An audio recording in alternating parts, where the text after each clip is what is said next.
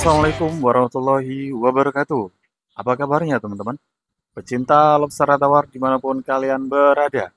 Jumpa kembali ya dengan channel Full Lobster yang akan membahas tentang serba-serbi ilmu budidaya lobster air tawar tentunya. Oke teman-teman, jadi hari ini pada hari Sabtu 17 Februari 2024 kami kedatangan tamu dari calon mitra kami yang di Probolinggo, Jawa Timur ya. Beliau bernama Kelvin dan ayahandanya bermaksud untuk melakukan pelatihan ya. Pelatihan ilmu budidaya lobster tawar di Full Lobster Farm Surabaya. Yang kedua, kita bisa memakai kolam terpal dengan paralon seperti ini. Jadi ini ukurannya 2x1, 200 kali 100 cm. Ini bisa kita tampung sekitar 2 hingga 4 set indukan atau 40 ekor untuk kapasitasnya. Kalau untuk bibit bisa sampai sekitar 100 hingga 200 ekor bibit, ukuran sekitar 1 hingga 2 inch. Lalu yang ketiga, kita bisa ada referensi untuk kolam bajaringan seperti ini. Jadi kolam bajaringan ini untuk efisiensi lahan ya, lahan yang misalkan terbatas gitu, itu bisa kita pakai kolam bajaringan seperti ini. Oke, baik teman-teman. Kita sedang melangsungkan pelatihannya. Ini adalah proses-proses detail demi detail pelatihan yang kita jelaskan kepada para mitra Full Lobster yang ingin langsung melakukan pelatihan dan kunjungan ya ke Office Farm Full Lobster. Nah, ini kita menjelaskan untuk teorinya ya, lalu prakteknya teman-teman. Jadi semuanya kita jelaskan pada materi pelatihan ini ya. Jadi pelatihan kami ini pelatihan eksklusif ya teman-teman. Jadi hanya beberapa saja ya. Kebetulan ini 2 peserta pelatihan. Jadi kami langsung menjelaskannya step by step ya dalam memulai budidaya lobster tawar maupun sudah menjalankan budidayanya tersebut. Mulai dari pakan ya, mulai dari medianya yang harus kita gunakan. Lalu kualitas air ya yang kita pergunakan yang harus standar sesuai standar budidaya lobster tawar itu sendiri. Lalu di medianya ya teman-teman, kita ada 4 media di sini ya. Kita memakai contoh kolam semen ya atau beton, lalu kolam paralon ya, paralon terpal, dan kolam susun ya teman-teman. Kolam bajaringan ya. Bajaringan kita juga pakai, dan kolam terakhir yaitu kolam akuarium teman. Jadi kita perjelas semuanya di situ ya agar para mitra kita berhasil ya dan sukses dalam penerapan budidaya lobster tawar ya, ataupun 40%. Di situ pasti akan ada yang bertelur. Nanti kalau sudah ada yang bertelur kita pindahkan. Dan yang nggak tetap bertelur itu tetap kita menjaga. Jadi ya karena untuk kalau kita buang 100% itu sebetulnya resiko.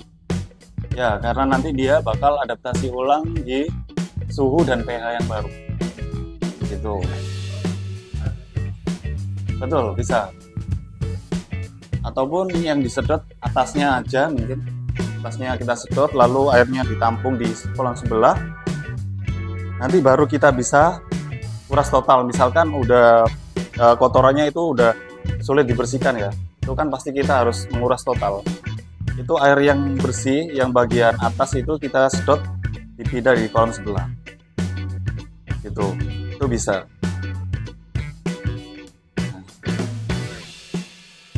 Oke. Ini sebetulnya bukan kotoran yang berbahaya karena ini hanya abu, bentuk abu karena ada sisa pakan lalu kotoran lobster ya. Kalau kita pegang ini kotorannya, saya pegang, ini nggak bisa dipegang karena bukan gumpalan kotoran. Kalau saya pegang gini kotorannya hilang. Ini bukan kotoran yang berbahaya. Kalau misalkan kotoran yang berbahaya itu gimana? kotoran yang berbahaya itu bergumpal, lalu kita ambil kotoran yang nggak hilang, masih bergumpal, lalu kita bau dan berbau. Sudah berbau itu berarti berbahaya, karena bisa mengakibatkan tumbuhnya amoniak. Nah, amoniak itu yang kita hindari, karena di situ bakal ada kematian. Observatornya jadi stres, akhirnya lemas dan mati. Kalau kita perhatikan air ini, walaupun seperti ini gumpalannya, kotorannya bisa, dan kita cium, nggak berbau sama sekali. Itu aman untuk lobster tawar. Cara menghilangkannya ya mudah, seperti tadi, bisa kita buang otomatis ataupun kita sipon, pakai sipon ataupun pakai pompa filter yang udah dimodifikasi ya, jadi tinggal kita sedot aja seperti itu ya. Dan sortir itu 1 bulan sekali. Kita cari indukan yang bertelur, jika ada baru kita taruh di kolam pemijahan, kolam indukan karantina. Wah, itu. Oke. Seperti ini misalkan. Coba kita cari. Tahu nggak jantan? Nah, untuk perbedaannya jantan dan betina itu cukup simpel ya. Kalau untuk jantan itu ada warna capit di ujungnya, sebelah kanan atau sebelah kiri itu ada warna merah. Nah, kalau betina itu nggak ada capitnya, polos seperti ini.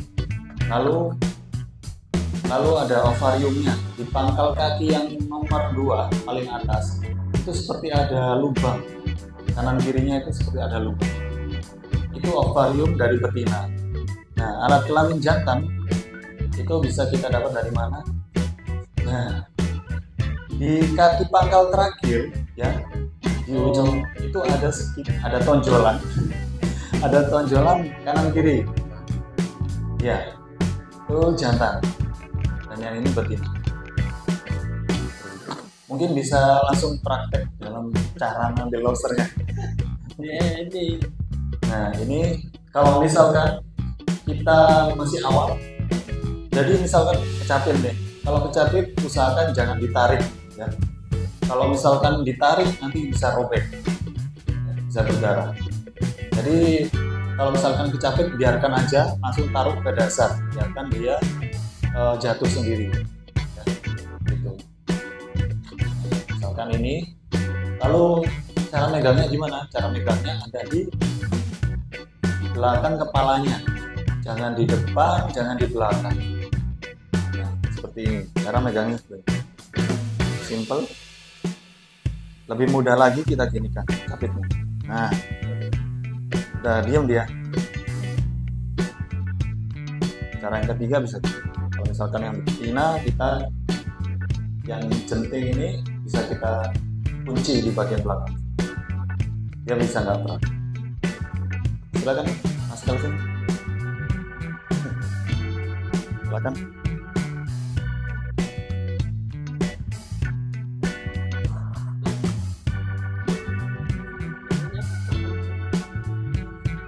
Nah, itu sudah bisa. Kalau yang betina misalkan, ya itu yang betina. Nah, oke. Balik hati-hati. Nah, oke, sip. Jadi yang bagian belakang ini kita kunci untuk misalkan ada telurnya, biar telurnya nggak memberontak ya, biar nggak rontok.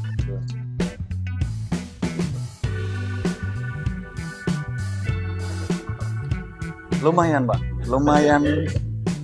Awalnya nggak sakit, cuma nanti berdarah. Cepet. Silakan, Pak.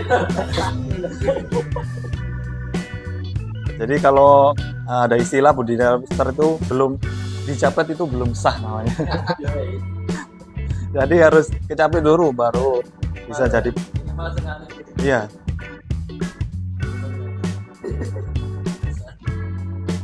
Gitu. Bertelur tambah sorong lagi, lebih agresif ya, Mas? Bener. Bertelur itu kita bisa pakai bantuan jaringan. saring seperti ini agar nggak memberontak. Tapi pas masuk kolam itu dia tidak ada buat nyerang kaki. Oh tidak, dia bakar lari, bakar bersembunyi. Jadi aman kalau kita masuk kolamnya lobster, nggak mungkin dikejar sama lobster atau gitu.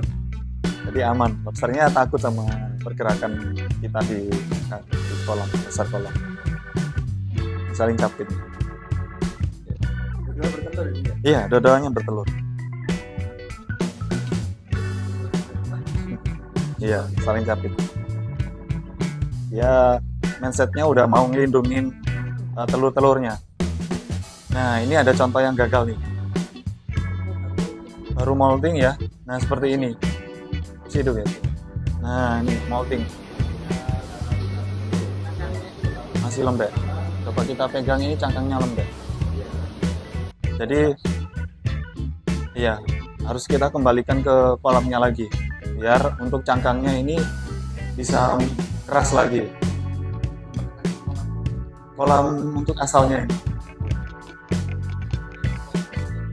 sudah dimakan sama lobster lain. Nah, ini adalah sisi gelapnya lobster ya, di kanibal. Jadi ketika ada yang molting, ya baru molting seperti ini, kalau dia lepas dari moltingannya, ini dimakan sama lobster lain.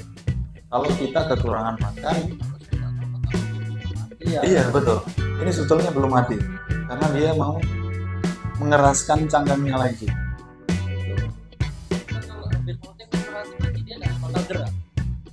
Masih gerak, tapi geraknya sangat minim ya. Nggak terlalu, bisa dikembalikan lagi. Oh, ini Masih gerak kakinya juga. Nah itu. Nah, betul, kakinya masih gerak. Nah, kalau menemukan seperti ini jangan sampai diganggu sebetulnya. Langsung ke paling ujung, biar nggak diserang lain. Itu biasa kalau misalkan seperti itu bisa terkanibal ya sama lobster lain. Ya, karena untuk kalau kita buang 100% itu sebetulnya resiko. Ya, karena nanti dia bakal adaptasi ulang di suhu dan pH yang baru. Karena di situ bakal ada kematian. Lobster atawarnya jadi stres, akhirnya lemas dan mati. Kalau kita perhatikan air ini, walaupun seperti ini gumpalannya, kotorannya bisa, dan kita cium, nggak berbau sama sekali. Oke teman-teman, sepertinya videonya cukup ya. Pelatihan dari Full Lobster Farm hari ini. Semoga videonya itu bisa bermanfaat untuk kita semuanya, khususnya para mitra Full Lobster. Dan untuk para mitra yang belum bergabung, calon-calon mitra kami, monggo silakan bisa ditanyakan ya. Kita akan jawab satu persatu di chat admin yang ada di deskripsi di bawah ini. Dan mohon maaf teman-teman, di dalam scene atau tayangan tadi kami tidak bisa menampilkan secara keseluruhan karena itu materi-materi yang eksklusif ya tentunya, tips dan trik, panduan serta cara berbudidaya lobster tawar yang khusus ya untuk kami jelaskan kepada para mitra yang sudah bergabung dan menjalin kerjasama ya di bidang budidaya lobster tawar tentunya. Yang ingin pelatihan monggo silakan bisa langsung chat admin di bawah ya teman-teman. Silakan, kita akan share informasinya kepada teman-teman yang mengikuti pelatihannya. Oke, akhir kata, wassalamualaikum warahmatullahi wabarakatuh. See you next video and bye. Thank you guys.